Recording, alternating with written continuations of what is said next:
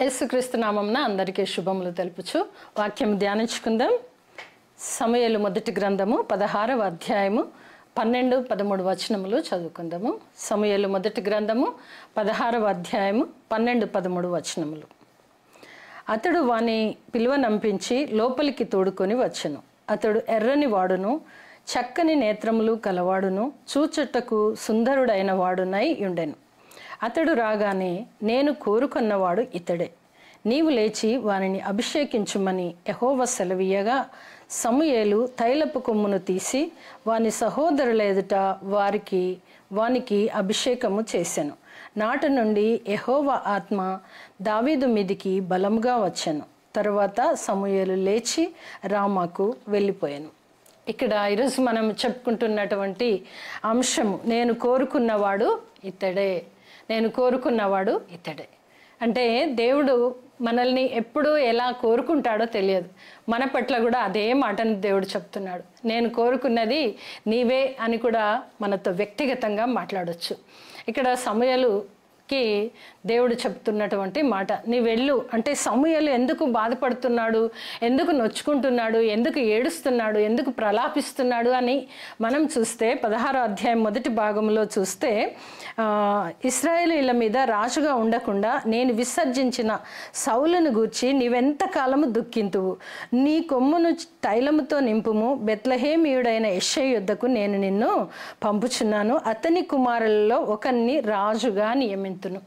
అనగా సౌలు గురించి సమూయేలు బాధ, సౌలు గురించి సమూయేలు ప్రార్థన, సౌలు గురించి సమూయేలుకి దుఃఖము, ఇవన్నీ కలిగినప్పుడు దేవుడు పిలిచి మాట్లాడుతున్నాడు. ప్రత్యక్షమై సమూయేలుతో చెప్పు మాటలు, నీవెంతకాలము దుఃఖిస్తావయ్యా, తను చేయకుండా ఉన్నాడని నువ్వెంతవరకు ఏడుస్తావు, నీవెంతవరకు బాధపడతావు, నువ్వు లేచి వెళ్ళు, నీ చేత నేను ఒకరిని, నేను కోరుకున్న వారిని లేదా నేను ఏర్పరచుకున్న వారిని నీవు అభిషేకించు అని సమూయేలుకు చెప్పడం మనం చూస్తాం. మరి ఇదందరికీ తెలిసిన విషయమే. సమూయేలు వెళ్ళి మరి దావీదు కొరకు ఆయన అన్నలందరినీ చూస్తాడు. కానీ దేవుడు ఎప్పుడైతే సెలవిస్తాడో అప్పుడు మరి దావీదును అభిషేకం చేయడం చూస్తాం. మనం చూసినట్లయితే ఈ భాగం అంతట్లో 11 వచనాలలో చూస్తే ఆయన 7 అన్నలని ఇతను కాదు అని ఆయన ప్రక్కకు పెట్టి మరి సమూయేలు యెషైతో అంటాడు, ఇంకా నీకెవరైనా కుమారులు ఉన్నారా అని అడిగినప్పుడు మరి యెషై చెప్తాడు, ఉన్నారయ్యా అని చెప్పి అతనిని పిలిపించమంటే పిలిపిస్తాడు. అతను వచ్చిన తర్వాత అతడు ఎర్రని వాడును, చక్కని నేత్రములు కలవాడై ఉండుట, చూచుటకు సుందరుడునై ఉన్నాడు. అతడు రాగానే, నేను కోరుకున్నవాడు ఇతడే. సమూయేలుకు వినిపిస్తున్న మాట, సమూయేలుకు దేవుడు చెప్తున్న మాట, నేను కోరుకున్నవాడు ఇతడే. మన జీవితాలలో కూడా దేవుడు తన పరిచర్య నిమిత్తము లేదా ఒక పని నిమిత్తము, ఒక ప్రణాళిక నిమిత్తము నీతో నాతో చెప్పే మాటలు కూడా ఏంటంటే, నేను కోరుకున్నది నీవే అని దేవుడు చాలాసార్లు మనల్ని హెచ్చరించి ఉండొచ్చు. వినిన వారు స్వీకరిస్తారు, వినని వారికి తెలియదు, అయోమయం. అయితే ఇక్కడ మరి సమూయేలుకైతే చక్కగా ఆ స్వరము వినిపిస్తుంది. పైన చూసి ఎవరినో చూసి చేయాలి అని అనుకున్నప్పుడు, ఎలియాబును చూసినప్పుడు మరి అభిషేకించాలనుకుంటాడు. అప్పుడు దేవుడు అంటాడు ఏమనంటే, మనుషులు అతని రూపమును అతని ఎత్తును లక్ష్య పెట్టకమును, మనుష్యులు లక్ష్య పెట్టు వాటిని యెహోవా లక్ష్య పెట్టాడు. మనం నిజంగానే మానవ మాత్రలంగా చూడగానే అబ్బా భలే ఉన్నారు, చాలా చక్కగా లేదా అందంగా చాలా బాగున్నారు, చేస్తారేమో ఈ పని అని అనుకుంటాం. కానీ తర్వాత చూస్తే అనుకునేది ఒక్కటి కూడా జరగకపోవచ్చు, అప్పుడు కుమిలే అవకాశం ఉంటుంది. అందుకే సమూయేలుకు ముందుగానే దేవుడు చెప్పాడు, మనుషులైతే పై రూపాన్ని చూస్తారయ్యా, నేను చూసేది హృదయాన్ని. దేవుడు మనందరి హృదయాంతరంగంని చూసే దేవుడు. మనము ప్రతి చిన్నది కూడా దేవుడు చూసే దేవుడు. మనం భూతద్దం పెట్టి చూస్తే మనకు కనిపించవచ్చు అంతరంగంలో ఏముందనేది, లేదా అసలు ఏంటి అనేది తెలుస్తుందేమో. కానీ దేవుడు అయితే అలా కాదు, హృదయాంతరంగమును పరిశోధించి తెలుసుకునే దేవుడు. దేవుడు. కనుక సమూయేలుతో ఒక మాట అంటాడు, మనుషులైతే పై రూపాన్ని చూస్తారు, నేను అవి లక్ష్య పెట్టువాడని కాను అన్నప్పుడు ఒకరి తర్వాత ఒకరు అందరు వెళ్ళారు. చివరిగా దావీదును పిలిపిస్తాడు యెషై. అప్పుడు దావీదును చూడగానే మరి అక్కడ దేవుడు సమూయేలుకు విన్నటువంటి నేను కోరుకున్నవాడు ఇతడే. అతడు రాగానే దేవుడి ప్రేరేపణ చేత సమూయేలు చెప్పినటువంటి మాట, నేను కోరుకున్నవాడు అనగా దేవుడు కోరుకున్నవాడు ఇతడే. ఆయన గురించి చక్కని మాటలు ఉన్నవి చూడండి. అతడు ఎర్రని వాడును, చక్కని నేత్రములు గలవాడును, చూచుటకు సుందరుడై ఉండెను. దేవాతి దేవుని రూపము అనగా మనందరికీ కూడా అదే ఆ రకంగానే కనిపిస్తాం దేవుడికి. మనం అనుకోవచ్చు నేను ఇలా ఉన్నాను, నేను అలా ఉన్నాను, మనలో మనకి ఎన్నో సాకులు వంకలు మనం పెట్టుకోవచ్చు. కానీ దేవుడి దృష్టిలో నీవు నేను చక్కగా, అందంగా, సుందరంగా, చక్కని నేత్రములు కలిగి, దేవుని చూచే కన్నులు కలిగి ఉంటామేమో. అది దేవుడు ఏర్పాటు చేసేది. అయితే సమూయేలు అయితే దావీదును చూడగానే చక్కని వాడు, నేత్రములు గలవాడు, సుందరుడై ఉన్నాడని చూసుకుంటూ నేను కోరుకున్నవాడు ఇతడే అనే మాటని తను తీసుకున్నాడు. ఈరోజు మన అంశం కూడా నేను కోరుకున్నవాడు ఇతడే. ఈ మాటని నీకు నాకు చెప్తే ఎలా ఉంటుంది? దేవుని కార్యములు చేయడానికి ముందుంటామా లేదా వెనక్కి వెళ్తామా? దేవుడు అంటున్నాడు నేను కోరుకున్నది నిన్నే అని మాట్లాడుతున్నాడు.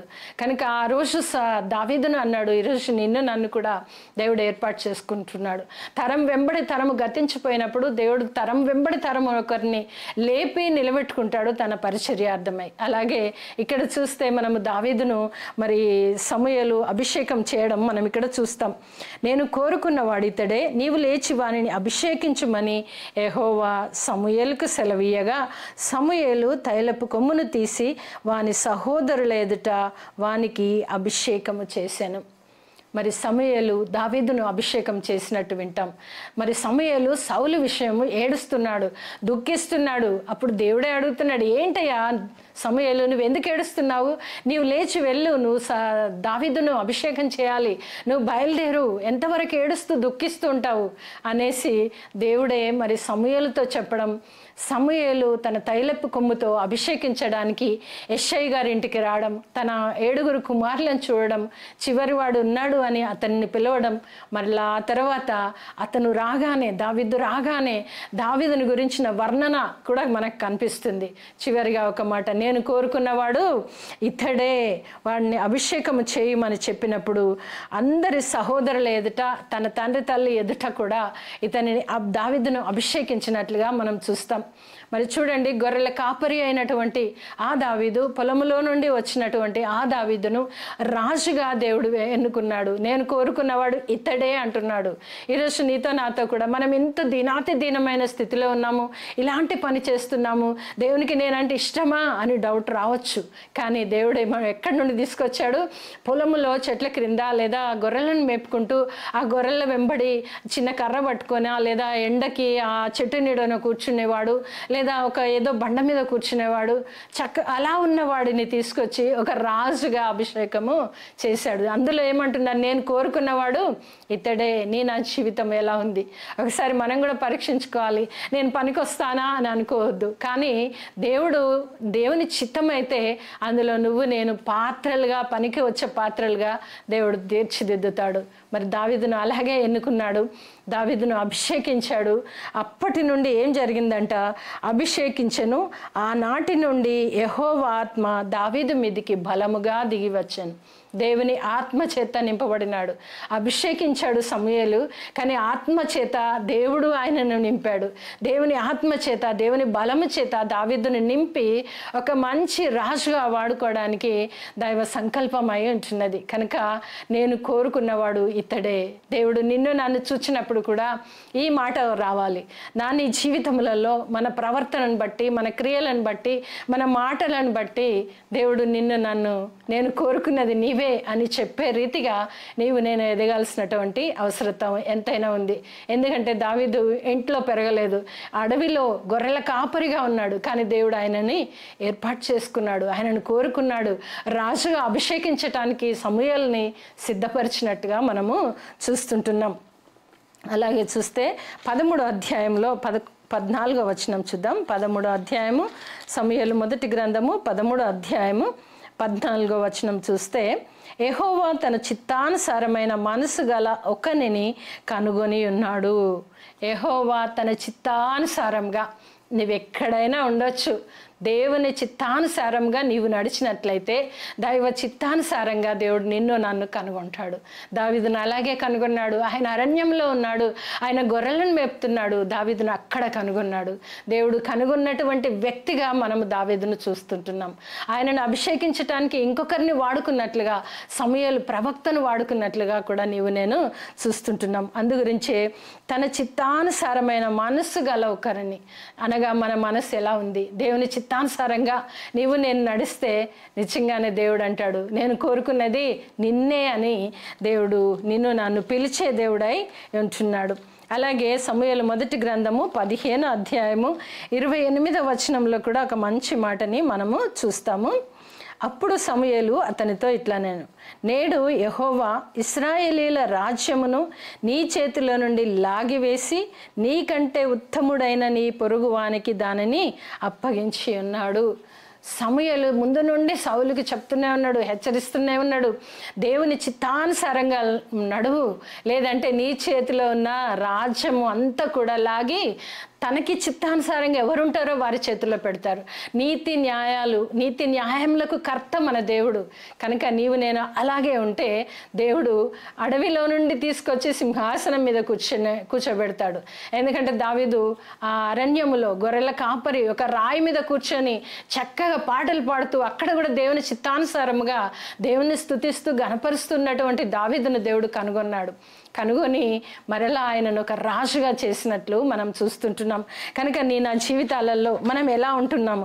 అలాగే 16వ అధ్యాయము 1వ వచనంలో కూడా మనము ఒక మాటని చూస్తాము. 16వ అధ్యాయము 1వ వచనంలో ఇందాక చదివాము. అంతటా యెహోవా సమూయేలుతో ఇలాగ సెలవిచ్చాను, ఇశ్రాయేలీల మీద రాజుగా ఉండకుండా నేను విసర్జించిన సౌలు గూర్చి నీవెంత కాలము దుఃఖింతువు. దేవుడు విసర్జించాడు, ఎందుకంటే తన చిత్తానుసారంగా నడవట్లేదు. నీ పరిస్థితి కూడా అంతే. దేవుని చిత్తానుసారంగా ఎప్పుడైతే నడవమో మనల్ని విసర్జించేవాడుగా, ఇంకొకరికి ఇచ్చేవాడుగా దేవుడు చూపిస్తున్నాడు ఇక్కడ. కనుక నీవు నేను బహు జాగ్రత్తగా ఉండాలి. దేవుడు నిన్ను నన్ను కోరుకున్నట్లయితే దేవుని ఇష్టానుసారంగా, దేవుని చిత్తానుసారంగా నీవు నేను నడవాల్సినటువంటి అవసరత ఎంతైనా ఉంది. కనుక దేవుని చిత్తానుసారంగా మనము నడవాలి. అప్పుడు అంటాడు, నేను కోరుకున్న నా బిడ్డ, నేను కోరుకున్న నా కుమారుడా అని నిన్ను నన్ను దేవుడు పిలిచే దేవుడు. దావీదును అభిషేకించాడు. ఆయన యొక్క బలము ఆత్మ పూర్ణంగా దిగినట్టుగా చూస్తుంటున్నాం. దేవుడు అలనాడు అలా చేశాడు, ఇలనాడు నీ శక్తి సామర్థ్యం చొప్పున దేవుడు నీకు ఇస్తాడు. ఎందుకంటే దేవుడు కోరుకున్న బిడ్డలుగా నీవు నేను ఉండాలి. ఎలా ఉంటాము, ఎప్పుడు ఉంటాము అంటే దేవుని చిత్తానుసారంగా నడిచినప్పుడు దేవుడు కోరుకున్న బిడ్డలుగా నీవు నేను ఉంటాము. దేవుని చేత బలానమ్మకమైన మంచి పిలుపును పొందుకుంటాం. చూద్దాం, అపోస్తుల కార్యములో కూడా ఒక మాటని చదువుకుందాం. అపోస్తుల కార్యములు 13వ అధ్యాయము 22వ వచనం చదువుకుందాం. అపోస్తుల కార్యములు 13వ అధ్యాయము 22వ వచనం. తరువాత అతనిని తొలగించి దావీదును వారికి రాజుగా ఏర్పరచెను. మరియు ఆయన, నేను యెషై కుమారుడైన దావీదును కనుగొంటిని. సమూయేలు మొదటి గ్రంథంలో కూడా మనం అక్కడ చూసాము, నేను నా చిత్తానుసారంగా నడిచే వ్యక్తిని ఒకరిని కనుగొన్నాను అని దేవుని యొక్క మాటని మనం విన్నాం. మరి ఇక్కడ చూస్తే కూడా, మరియు ఆయన, నేను యెషై కుమారుడైన దావీదును కనుగొంటిని. ఇక్కడ పేరు పెట్టి పిలవడం మనం చూస్తుంటున్నాం. అక్కడ ఒకరిని కనుగొంటిని, దైవ చిత్తానుసారంగా నడుస్తున్న ఒకరిని కనుగొంటిని అని చూసాము. ఇక్కడ చూస్తే యెషై కుమారుడగు దావీదును కనుగొంటిని, ఆయనే రాజు అని దేవుడు ఆయనని ఏర్పాటు చేసినట్లుగా చూస్తుంటున్నాం. అతడు నా ఇష్టానుసారుడైన మనుషుడు. మరి నీవు నేను అలా ఉన్నామా?